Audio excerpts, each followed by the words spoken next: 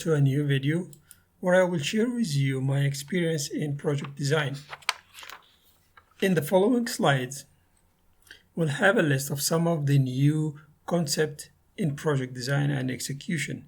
Some of them is related to big or mega project, others can be applied to any project size. Fit for purpose. An old concept we can notice its effect around us. The heavy gauge fender in cars turned to be so thin that it barely hold the paint. On the other hand, the headlights had gone into tremendous development because it is a selling factor. The question to you is, do you manufacture an appliance to last 20 years, as they used to do, for clients who 80% of them will replace the appliance in 5-year period? Let's see a case study, an actual case study. In a plant we had 2 pumps pushing slurry about 5,000 meter cube per hour for about 4 kilometers. The design dictated 2 close coupling pumps for optimal life operation and expectation from those pumps. But this plant is 75% available. So the option to use 1 pump instead of 2 pumps is chosen. The new pump will need to be maintained in every 2 to 3 months to check the impeller and maybe replace the impeller. So let's look at the cost benefit. So the civil will be reduced, piping, valves, electrical cable, of course, INC. Each instrument will cost you between $5,000 and $10,000. Real estate, you reduce the footprint in required. So in the capital cost of the project will be reduced significantly. But what we have increased is the operation cost. So we moved the long life expectation of 2 pumps to a short life expectation in the 1 impeller system. Second case, this is an actual plant. We have some solvent. We push it with 1 pump 1 to adsorption column 1, pump column 2, back to the regeneration, back to the storage tank. Let's look at the 2 columns and the 2 pumps. If you can see, if any one of those pumps failed, the whole plant will stop. So the first thing came to mind is use 200% pumps. So if this running pump fails, use a redundant pump. So you can see how many valves we are using here and the complication associated with this. So it's mainly cost we have here. But of course, we have reduced the downtime of the plant. Based on your pump's capacity, selection, and service, you may have a better solution. You can have 1 pump to be a redundant for any one of these 2 pumps. So pump A, B, and C can be replace A or replace C. So what you have here is you reduced the amount of the capital cost, but what we have increased here is the preventive maintenance. We have to make sure that none of those 2 pumps will fail simultaneously, like in the same time. So how you do that? By very strong and well executed preventive maintenance.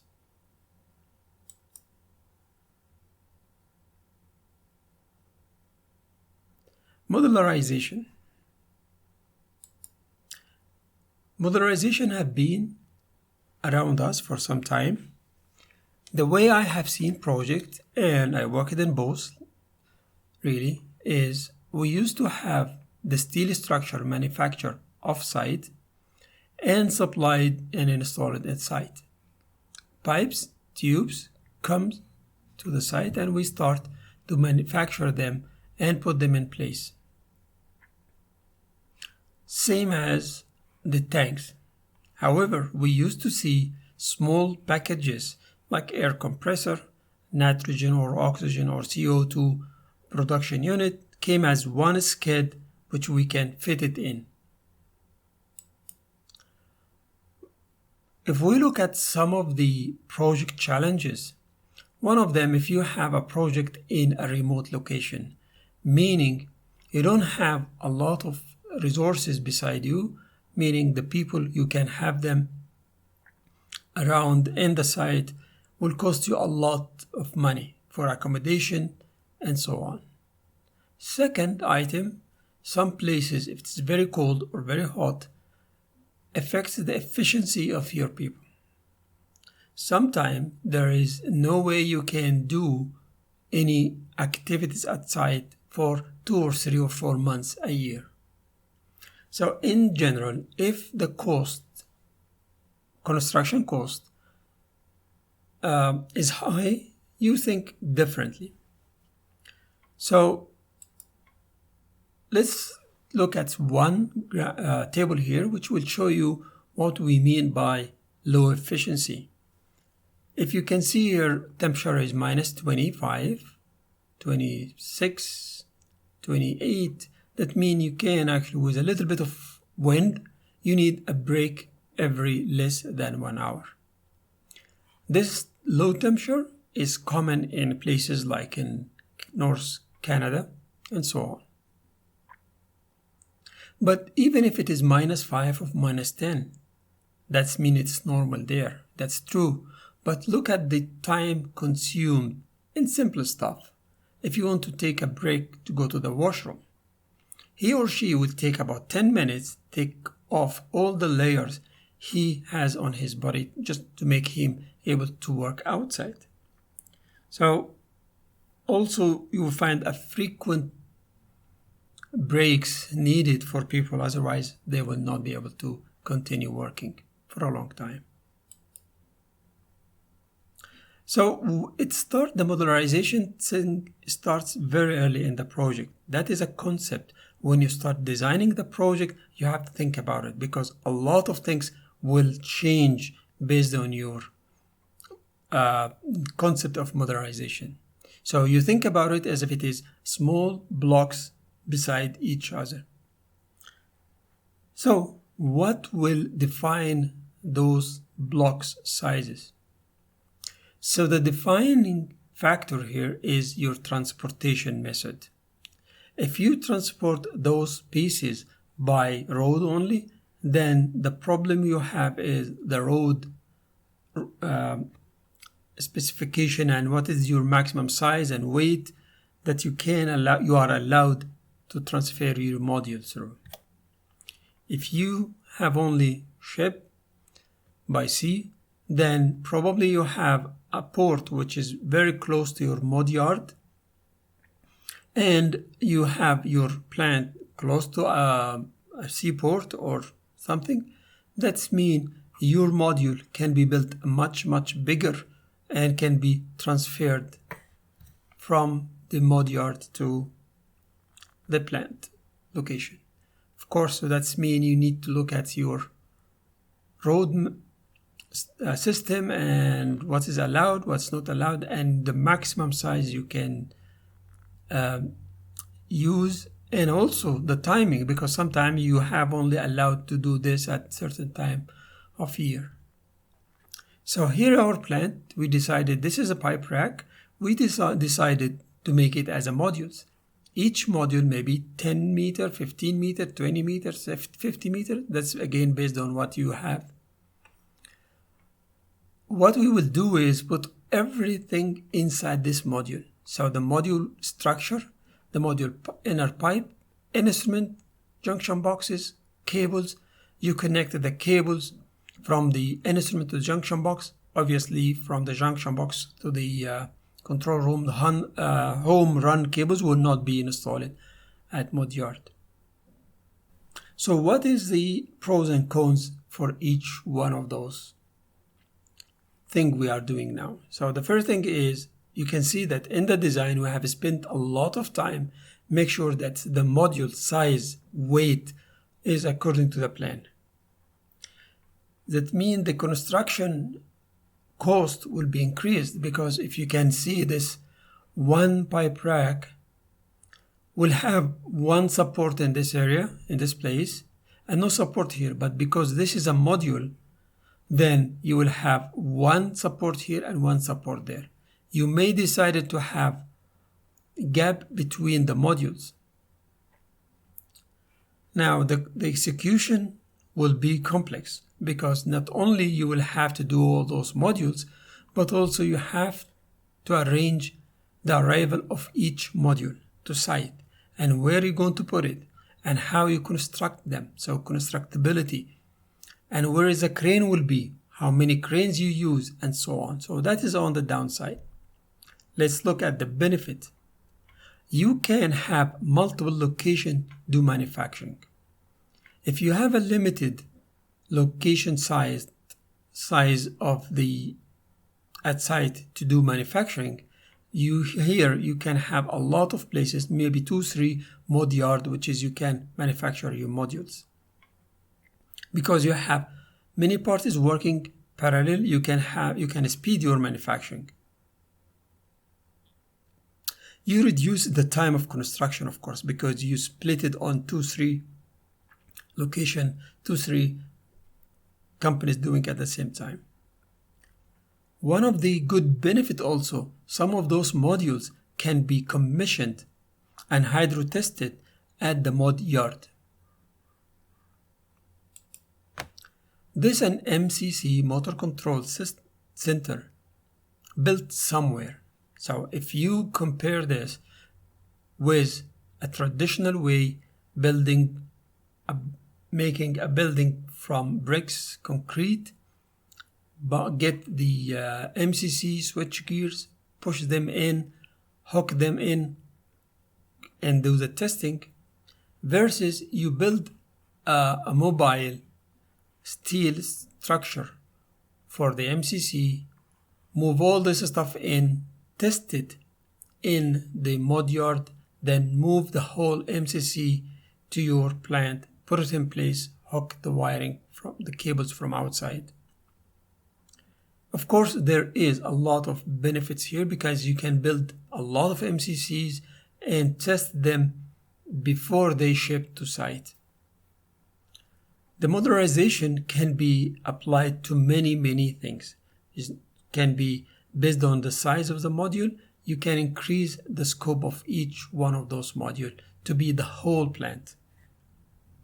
There is a lot on the YouTube defining and showing as case studies for actual plant, which is they moved the whole process unit from the manufacturing at the mod yard to the plant directly.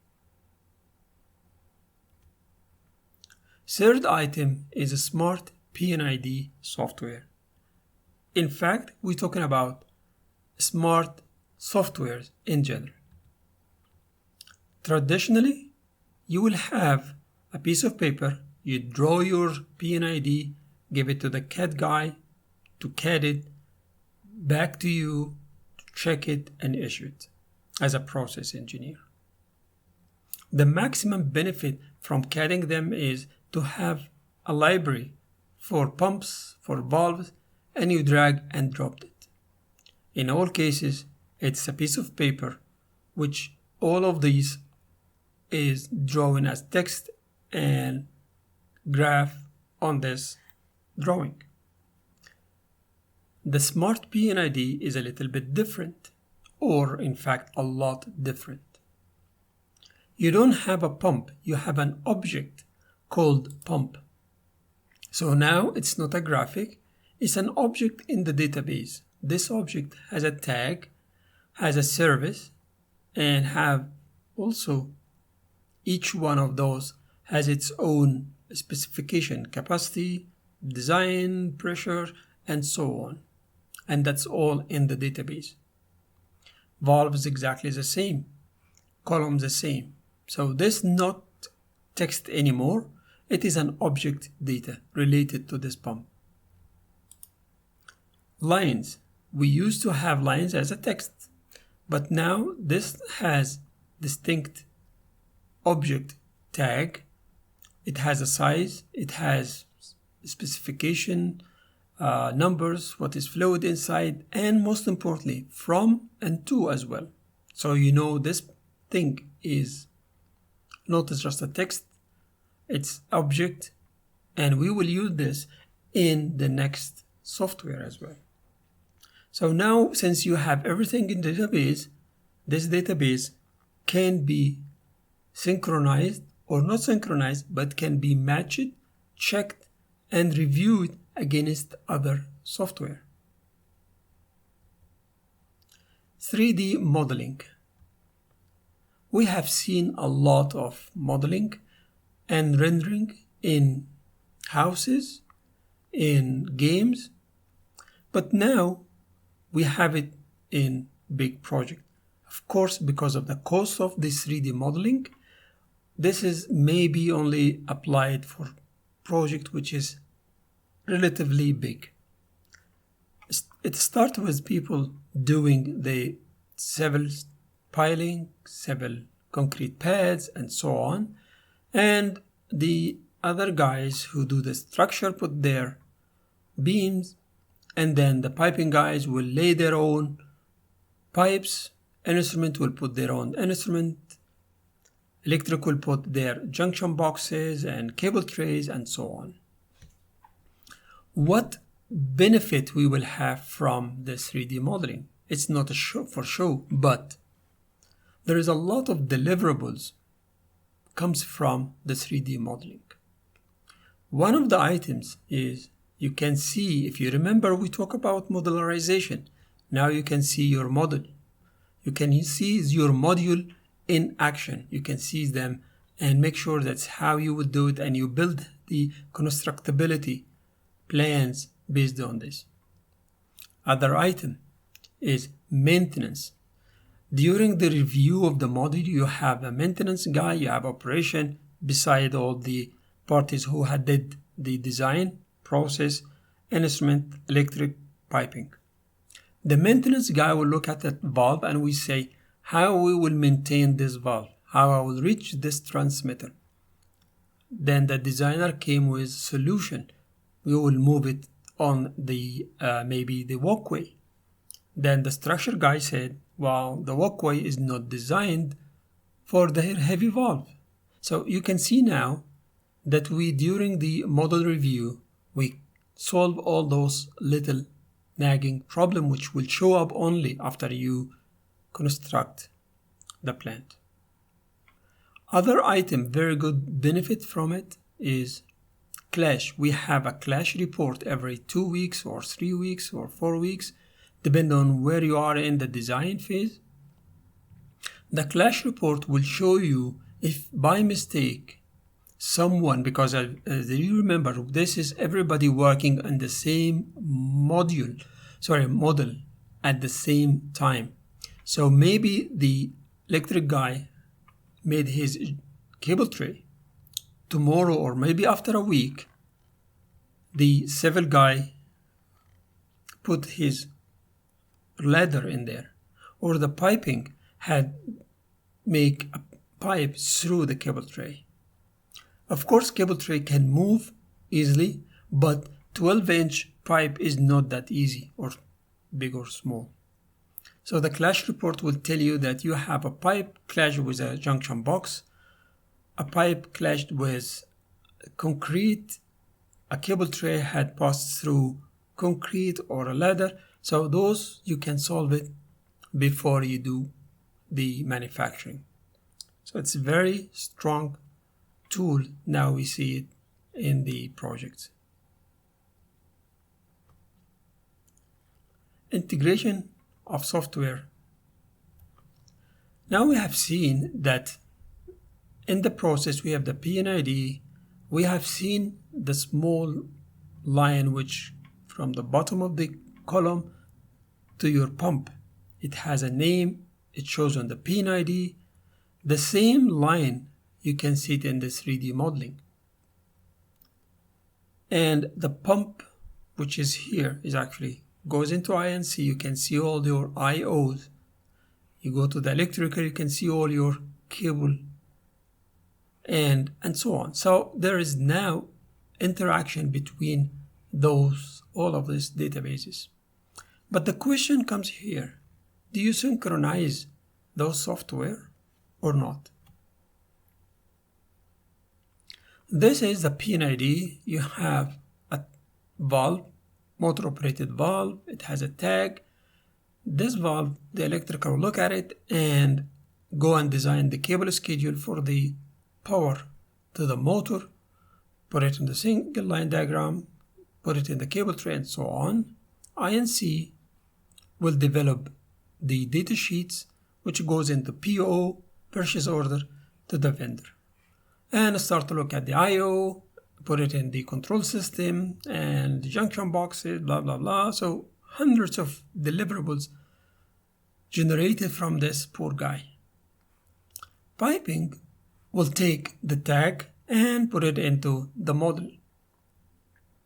One of the benefits we can see here is when you do the data sheets for this valve, sometimes the software which manage the INC has a feature to have the size of the valve and the orientation of the actuator.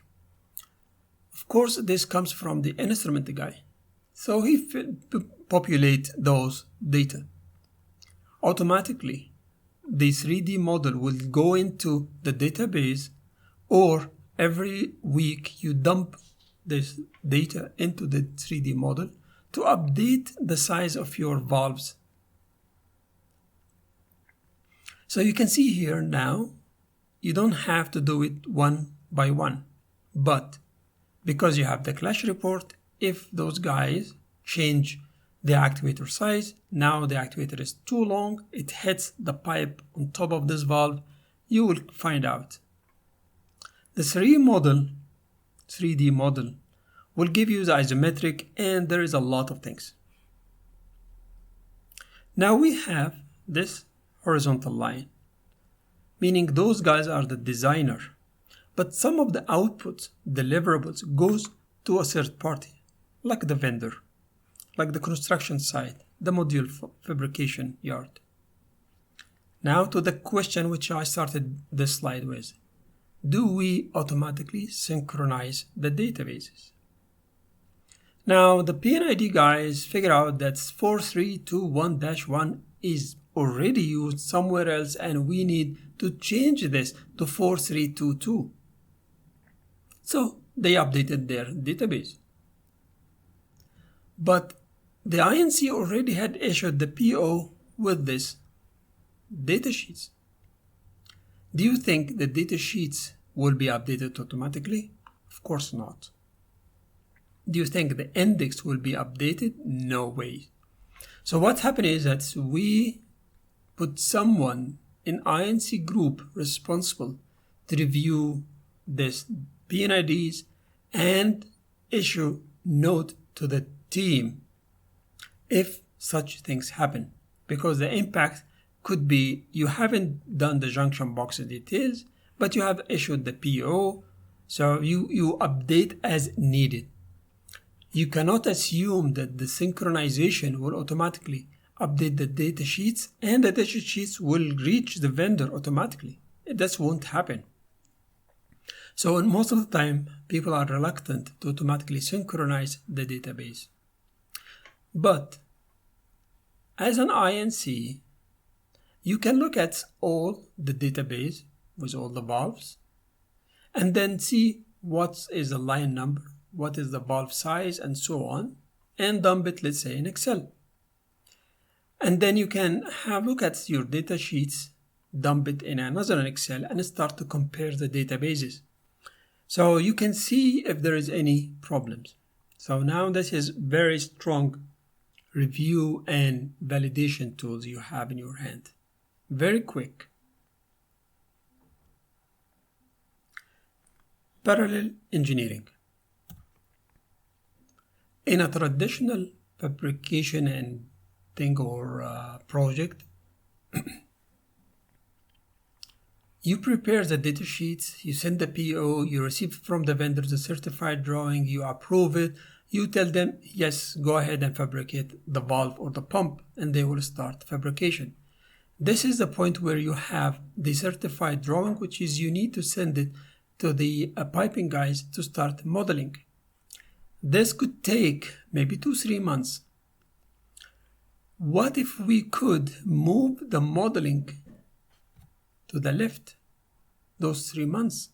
That's mean I can finish my output here 2-3 months earlier, meaning I can get rid, it's not get rid, can release the people earlier, would mean less cost for the project. But what is the risk? How they will process with the modeling without this data? Let's say for a valve. For valves, we'll say we will use the cut sheet, the bulletin or the catalog or the available dimension of the valves. Then, if we agree on this, we put it down and we said this is a risk. And then we assess those risks. We'll say that if the valve size came bigger, smaller, the actuator is heavier, actuator is so on, we will do what? And then we'll put risk mitigation. And most importantly, if we issue this layout, it was based on an assumption. This is for construction really, but we will put a hold on it. We said this is issued for construction with a hold, meaning we just remind ourselves that we need to verify this valve size or this pump weight when the data comes. Although everything is fine, but we need to verify it at later on. Of course, the manufacturing finish may be here, so we will have enough time to do this mitigation at time. So, but at least we have all those issued for construction with hold drawing in big list, one list, and we start to release those and follow as a project. We follow these stuff and see who is the party responsible to release this hold, and then we confirm it's okay or what is the proper action. So this is case one. You can see this is isometric had been issued with this valve. We don't know what's the valve size. So we assume it's a 400 based on the catalog, and then we proceed and we put that this thing has a hold and we put a cloud around it and we put hold and we put hold here in the note why we putting this hold and who is responsible for it. A second case, if you have a package, a pump, air compressor, whatever, and we don't know where is exactly the flange. So the mating flange, who can design it based on the experience, we agreed with the guys, put it this way, this location, and then we proceed with the design, issue our isometric for the pipe with the hold, and then we review it later on and make sure it's okay. Parallel engineering, meaning that you start designing with a limited or assumed data, and then later on you verify it and make sure that it's correct. Because in real life, you cannot wait until you receive this data to start working. It will be delayed. Some of the stuff actually came late, let's say 3-4 months, and you cannot hold a lot of stuff 3-4 months based on this. Design one, build many. So you have seen this in a lot of places where you have train 1 and train 2 are identical, plant 1 and plant 2 are mirror image, and so on. In fact, I have seen this thing maybe 15, maybe more than 15 to 20 years ago. What's happened is that one of those big companies, they have a lot of refineries and plants. They came to us as a project and they said, we are looking in each project we are executing now. And we want to know if any piece of this engineering can be repeated, can be used later on. Let's say if you have air compressor, supply air, instrument air, you design it for this project, then why we will, when we have another project, we will do the same. Let's have one design and repeat it. If we have a certain, let's say heater, crude oil heater, if they have one, why we always do the same? So we can use the existing one with modification. So what we'll have is either exactly the same design repeated, we don't need to change it, or we can have it and then do some modification. Of course, the benefit is cost, time. And also, maybe you have this had been manufactured and you have lesson learned from the old stuff, you add it to exactly the same thing. Also, you may have good vendor actually had did this before. They have gone through a lot of experience doing and manufacturing your package, so it will be easier to do copy and paste and so on. It's planning issue. It's planning from day one. What does it mean? Meaning if you have a project which you have train 1 and 2 and 3, maybe simple thing like tagging a valve, tagging an instrument, maybe will give you some hard time later on. So if you plan from the beginning that you will have train 1 and train 2 and train maybe 5, you will think about how you will tag the valves. Because also don't forget that operation will be easier if you repeat the same tag and put it, let's say ABC, or in front of the tag 1, 2, 3, or so on. But there is a lot of complication as well. One of them, if you send your field operator to open a drain, and you will tell him, drain 5, go to the drain X and open it. You want to make sure that he is at the proper place. So you may add a second step for verification. Let's say all your drain valves or all your manual operated valve outside for train 1 will have a red handle. Train 2 will be black. Train 5 white, and so on. So planning is very crucial in your system. Distributed design locations. We know that a lot of the design companies and big EPC, they have a lot of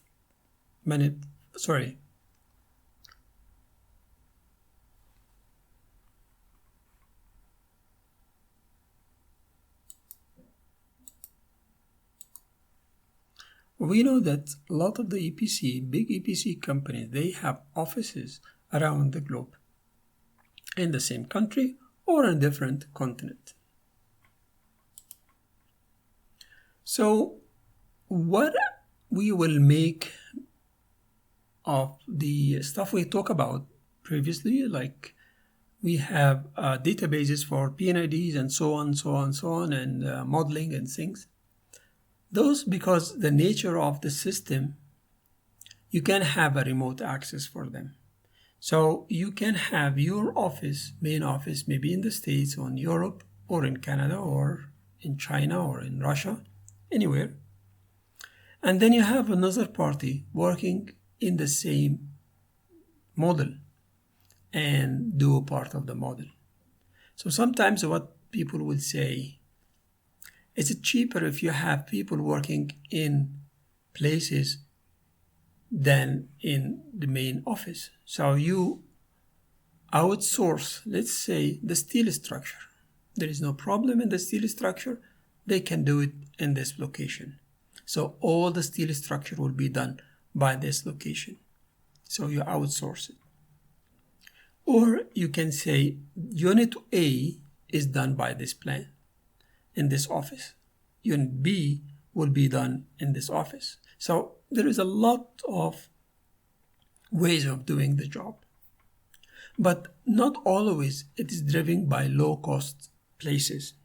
Sometimes it is driven by workload. So if a company, location A, has a big project, location B doesn't have any project for a month or two or a year, offices can share the load. Instead of hiring new guys in location A, you give some of the work to location B or office B, where they help your people, like data sheets for pumps and things, and lines and whatever.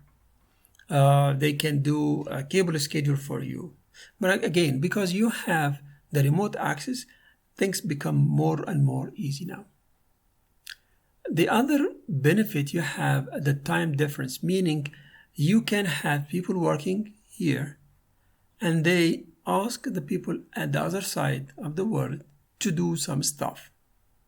Because of the time difference, by the time they came up in the morning, those guys has finished the job, so they can continue doing whatever they would do. So that is one other benefit of distributing the design on a different location. So this was my little experience in the project execution. Hope you found it benefits and adding new information to you guys. And if you have any comments, please let me know. And also welcome your comments of any. Thank you and see you in the next video.